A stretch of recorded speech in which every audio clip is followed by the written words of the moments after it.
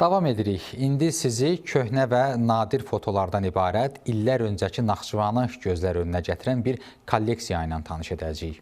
Süjetimizin qəhrəmanı Yunis Xəlilov illərin tozuna qarışmış köhnə fotoları bir-bir toplayaraq zamanın unudulmuş səhifələrini yenidən açır. Bu nəcib təşəbbüs sayəsində insanların o zamanki gündəlik həyatı, şəhərin tarixi məkanları və unudulmaqda olan məqamlar yenidən xatirələrdə canlanır. Bir gəzləyək.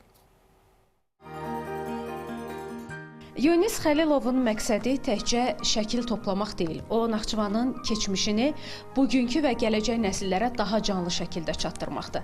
Müsahibim deyir ki, hər bir şəkil parçası böyük bir tarixdir və onları qorumaq çox böyük bir məsuliyyət işidir. Mən düşünürəm ki, bu foto şəkilləri eyni zamanda gələcək nəsillərə də ərmağan eləmək üçün toplamalıyıq. İnsanların yaddaşını təzələmək, qədim Naxçıvanı xatirələrdə yenidən canlandırmaq artıq onun üçün bir məqsədə çevrilib. Gördüm ki, bu şəkillər çox izlənir, çox baxılır.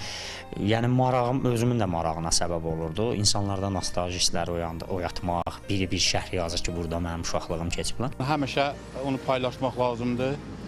Biz də onu görəndə köhnə xatirələrimiz yadımıza düşür. Çox yaxşıdır, çox qəşəngdir. Necə hisslər yaşadır sizə Naxçıvanın o köhnə görüntüləri baxanda? Ən yaxşı hissləri keçmişə qaytarır. Adam kövrəlir, o keçmişlər yadına düşür. Əlbəttə o günləri adam yadına unuda biləriz, heç vaxt. O bu işi tək görmür. Kiçik işçi qrupu ilə birlikdə kənd-kənd, ev-ev gəzib insanların köhnə albomlarını araşdırır. Xatirələrə köçən şəkilləri toplayır. Gördüm, yox da bu tək mənim özümün işi deyil. Yəni bu bir komandaya ehtiyac var. Mən komanda qurdum. Qeyri-rəsmi komandadır təbii ki. 2 nəfər ayırmışıq. Bunlar foto şəkilləri bərpa eləyir, rəngləndirmə işi ilə məşğuldular.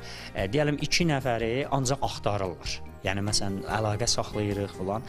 Bu fotolar hər kəs tərəfindən maraqla qarşılanır. Baxıram, keçmiş hamısı yadıma düşür. Bütün o Təbriz otelidir, mehmanxanası, o da yadıma düşür.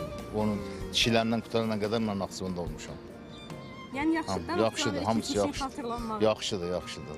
Bugün Yunis Xəlilovun topladığı fotolar baxan hər kəsdə eyni hisslər oyadır. Nostalji, həsrət və biraz da kövrəklik. Sanki keçmiş uzaqda deyil, sadəcə bir şəkil qədər yaxındır. Xanım Rüstəmzadə, Cavad Hüseynov, NTV Xəbər.